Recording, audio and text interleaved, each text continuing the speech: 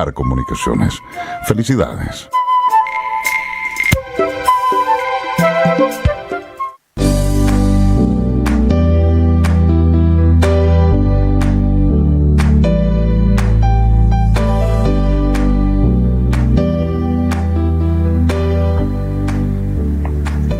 Ya estamos de vuelta en otra mirada, pero en este minuto ya estamos con don Eduardo Castillo, seremi subrogante de salud, que ya se ha conectado a través de Zoom con nosotros, así que le damos la bienvenida. ¿Cómo está, seremi subrogante? Muchas gracias por su tiempo, por poder contactarse con nosotros. Sabemos que ha estado con un día full pega, es más, todavía está en la oficina, así que muchas gracias por su tiempo. ¿Cómo está? Gusto de saludarlo. Bien, muy bien, muchas gracias. ¿Estamos bien? Sí. Con ánimo, que es lo importante, no hay que bajar la guardia a pesar del tiempo que llevamos. Gracias a ustedes por el contacto. Que bueno, mire, bueno, hay un sinnúmero de temas complejos que abordar, sin lugar a dudas, y el brote en el CEFAM Damianovich ha traído harta preocupación, repercusión en esto de los usuarios, porque se tuvo que cerrar, ¿cierto? También quiero que nos cuenten en relación a eso y se nos puede comentar cómo va todo lo que ustedes tienen programado con este día a día, lo de la cuarentena del fin de semana, y después cada una de las panelistas también le va a hacer una pregunta. Perfecto.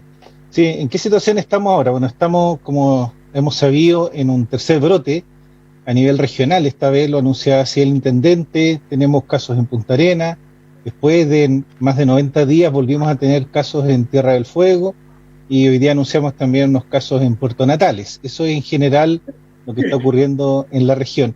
Y en específico de lo que ocurrió en las últimas 24 horas, obviamente ha generado preocupación en la población.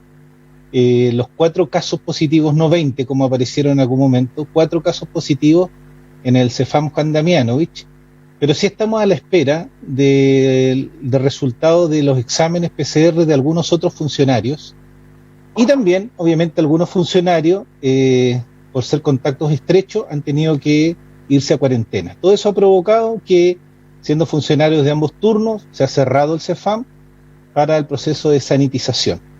Y en ese sentido queríamos transmitir a la población tranquilidad, especialmente aquellos que fueron a atenderse allá, porque es importante entender el concepto de contacto estrecho y qué es lo que entendemos por contacto estrecho, y son aquellas personas que han estado a menos de 1 metro, o sea, de manera cercana, pero sin mascarilla, por más de 15 minutos, lo que en atención de consultorio no debió haberse dado en ninguna circunstancia.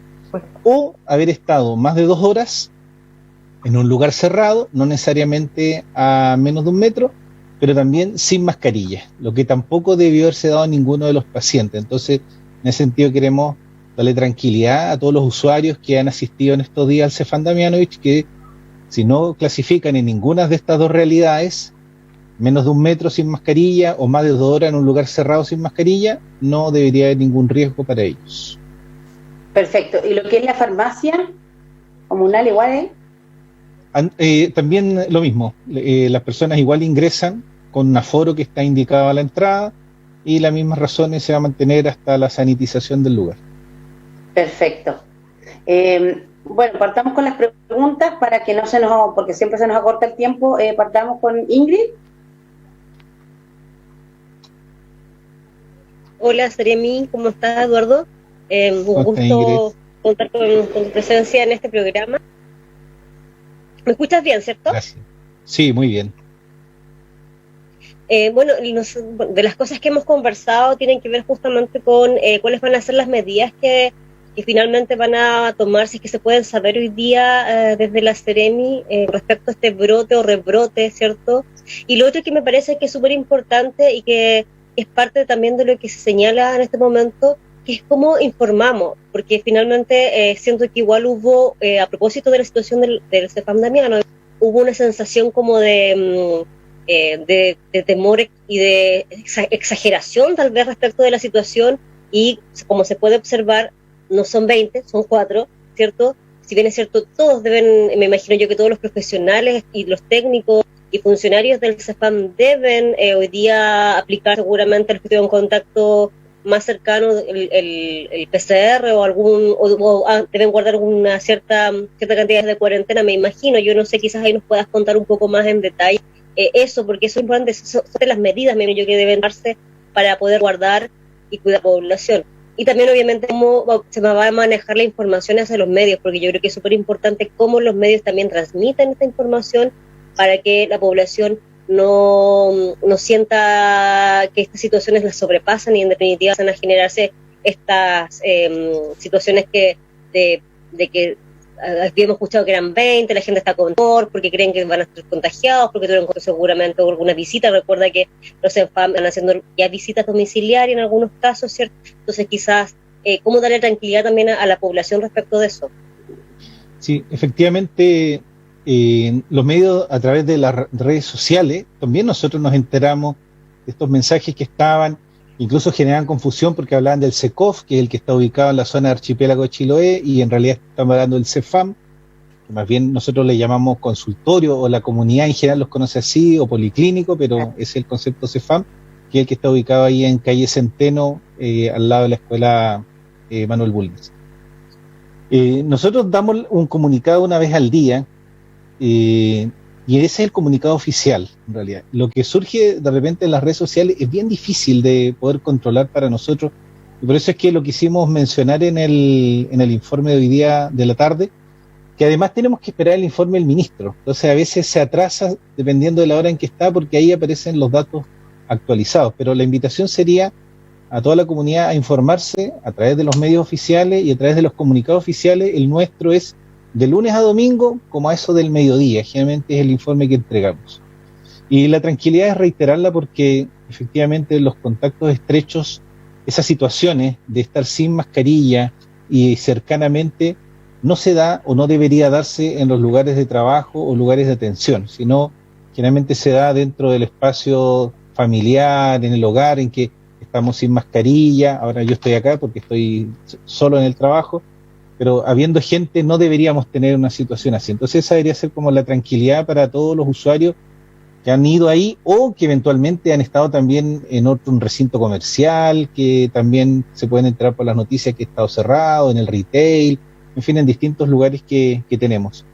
¿Qué estamos haciendo nosotros? Lo primero es recordar de que la mayoría de los casos que estamos conociendo corresponden a pesquisas. O sea, en la situación en la que estamos ahora somos nosotros, digamos, todo el rubro de salud, los que vamos a las empresas, a las instituciones públicas a hacer PCR, y por eso ha habido una mayor detección, que es bueno porque quiere decir que estamos llegando prontamente, que podemos producir un aislamiento que es necesario, y que sobre todo estamos detectando casos asintomáticos, que tienen el peligro de que se contagian sin que las personas sepan, pero que es la idea de lo que estamos en este momento. Y junto con ello estamos terminando mañana un estudio de prevalencia que significó la visita a más de 800 hogares con toma de muestra para determinar también la presencia de anticuerpos en la población y tener una visión más de cómo estamos en esta pandemia, digamos, cuál es el nivel de protección que existe en este momento en la población. Y estamos reforzando nuevamente las medidas porque nos hemos dado cuenta que pasado cierto tiempo se tienden a relajar. Una vez, entonces queremos nuevamente el tema de comercio, lo seguimos, vamos a iniciar otra vez el seguimiento en supermercados, en bancos, con los que ya estuvimos, pero que han ampliado sus horarios, donde a veces hemos visto también un poco de relajo. Entonces nuevamente vamos a reiniciar la revisión de todos los establecimientos a los que les revisamos protocolos para confirmar de que están cumpliendo con los protocolos que nos indicaron. Qué bien, sí, porque en la mañana justamente salía la información de justamente había un medio ahí mismo fuera del CEFAM también, del mismo consultorio. Entonces por eso que la gente empezó también a escuchar directo como estaban ahí, llegaron al mismo lugar en realidad. Diana. Hola Seremi, buenas tardes, muchas gracias por estar a esta hora y por haber accedido a la invitación, muy amable, muchas gracias. Dos preguntas chicas, una es, en un medio regional escrito sale que de los indicadores, de los 5 indicadores para decretar cuarentena, Punta Arenas estamos como cercano al Cojo, como estamos fallando en 3. ¿Qué tan probable es volver a etapa 1? Esa es una. Y la otra pregunta es, así como los niños, como los adultos tienen días para salidas, se ve que se hizo un protocolo. Tengo entendido que la subsecretaria Daza estaba planteando un protocolo también para los niños. ¿Cómo es la salida, el cuidado de los niños, pensando que los niños son vectores, que no lo queremos llevar al colegio por los contagios y todo, etcétera? ¿Cómo es el tratamiento de los niños en esta etapa 2? Porque la etapa 1 está claro que cuarentena encerrado, pero en la etapa 2, digamos, ¿cómo es el tema de la salida de los niños? Respecto a la primera, la verdad es que es muy difícil hacer una proyección de lo que va a pasar, porque los números nos siguen una constante.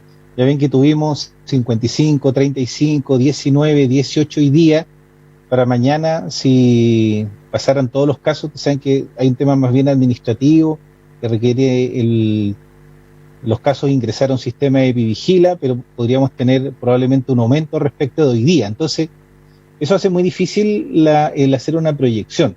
Pero si me preguntan directamente si es posible que volvamos, claro que es posible que volvamos a la etapa 1. O sea, justamente los pasos están indicados porque permiten en algún momento avanzar y en otros retroceder, con elementos más objetivos que tienen que ver justamente con estos parámetros que se miden. Por lo tanto, ya no es como tan a criterio o una percepción que uno pueda tener, sino efectivamente a números. Y en ese sentido, si nosotros seguimos con una tendencia como la que hemos estado, está abierta la posibilidad a regresar al paso 1. No me atrevería ni a descartarla, ni tampoco a anunciarla, porque se van a ir dando los casos, pero creo que podemos darle un poco más de plazo a este paso 2 que llevamos, a lo menos hasta la otra semana, para tener una evaluación un poco más objetiva y esperar los resultados que puedan significar esta restricción de sábado y domingo. Ahora, en cuanto a los niños en este momento, los días de semana, en la etapa que estamos, el paso 2, pueden salir, justamente, la restricción está actualmente para los adultos mayores, que solo pueden salir los días lunes, jueves y sábados, 1 hora, ya sea en la mañana entre las 10 y las 12, o la tarde entre las 3 y las 5, a no más de 200 metros de su casa, para que puedan salir a caminar. Esa es la restricción que tenemos, no así con niños. La propuesta de la subsecretaria es para las comunas que estén en paso 1, donde hay cuarentena. En ese caso, efectivamente, hay una propuesta para que dentro de los días puedan salir. Ahora, sábado y domingo, la restricción de cuarentena es para todos, con excepción de los adultos mayores el día sábado, que podrían salir 1 hora en la mañana y 1 en la tarde a no más de 200 metros, porque esa está indicada para el paso 2, pero para el resto, adultos y niños, sábado y domingo, es cuarentena total. Así que la propuesta que nosotros esperamos sería para el paso 1, al que esperamos obviamente no llegar, pero es muy entendible porque los niños han estado también muy sometidos a tensiones y con dificultades a veces para poder expresarlo, más este cambio que han tenido en el sistema educacional, que obviamente ha generado un doble estrés también para ellos. Gracias. Sí, así es, porque como se ha planteado en todos estos días, o sea, podemos avanzar y podemos retroceder, y depende del cuidado que tengamos todos también. Así que, y eso es lo que nosotros necesitamos, es un compromiso de toda la comunidad, porque podríamos cometer el error de creer de que son razones externas, como también se ha visto mucho en algunas declaraciones, que es de trabajadores que vienen de afuera.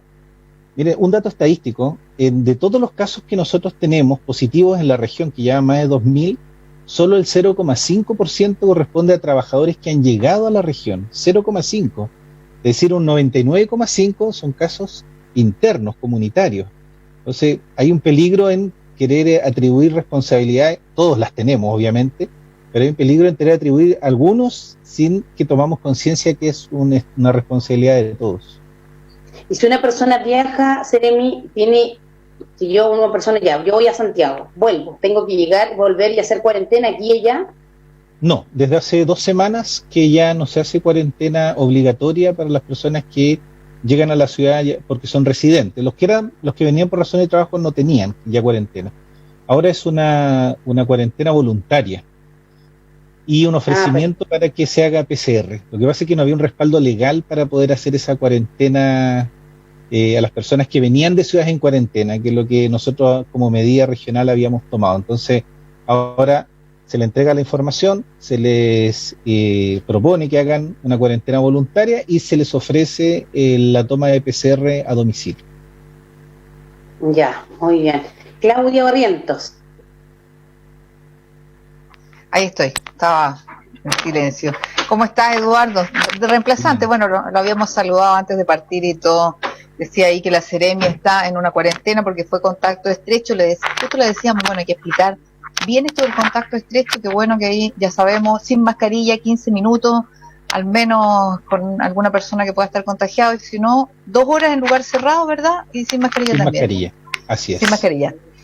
Yo lo que quiero preguntar en realidad, porque parte de lo que se ha ido implementando poco a poco, uno puede tener una mirada crítica o mirada positiva de cómo se han ido haciendo las cosas, pero la verdad es que si hay un consenso, pareciera ser a estas alturas ya, incluso en Chile y en el Ministerio de Salud, dice relación con el tema de la importancia del testeo, la trazabilidad y de alguna manera la posibilidad de que la gente se aísle, esté en residencia sanitaria.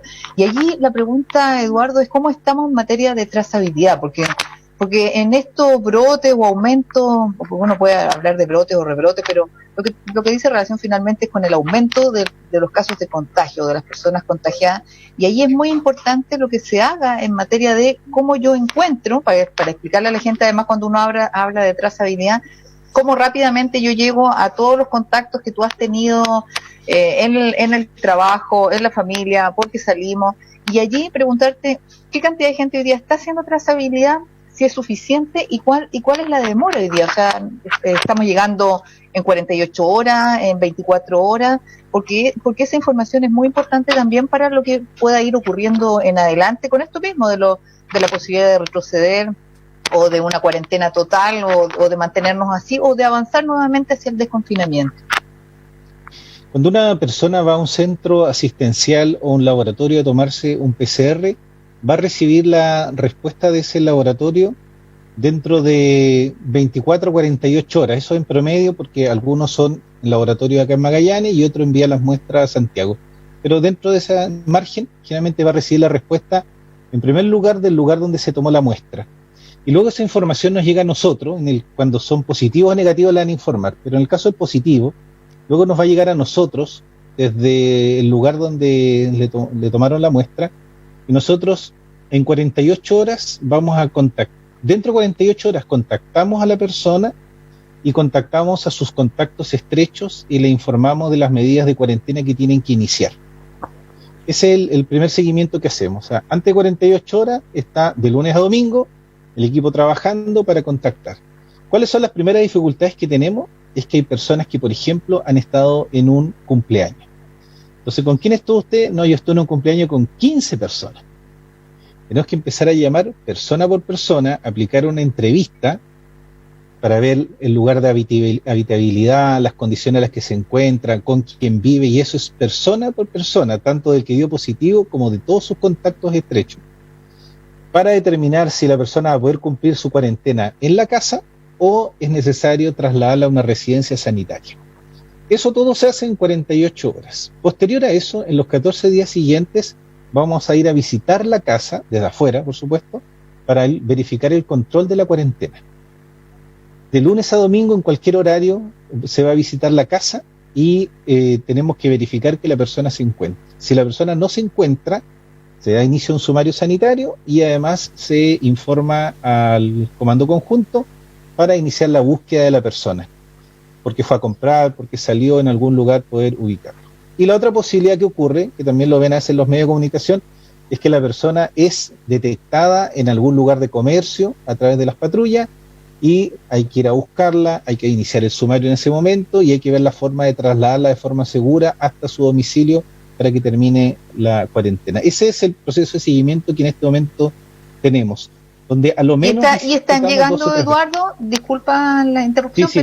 Pero se llega en 48 horas porque eso es muy importante, eso que tú dices, porque finalmente es la posibilidad de alguna manera de detener el contacto que uno va finalmente contagiando. Entonces, por lo tanto, se habla de la importancia de estas 48 horas y allí las preocupaciones han aumentado. Yo sé que desde la semana pasada, por lo menos desde el lunes recién pasado, se hablaba de que los equipos de la salud primaria ya estaban en ese proceso o comenzaban ese proceso, pero hasta antes de aquello eran solo ustedes, solo la Seremía de Salud. Entonces, cuando uno habla de que este crecimiento significativo de casos, lo primero que uno piensa es, bueno, ¿hay capacidad hoy día para de verdad llegar dentro de las 48 horas para toda esa gente que se está contagiando?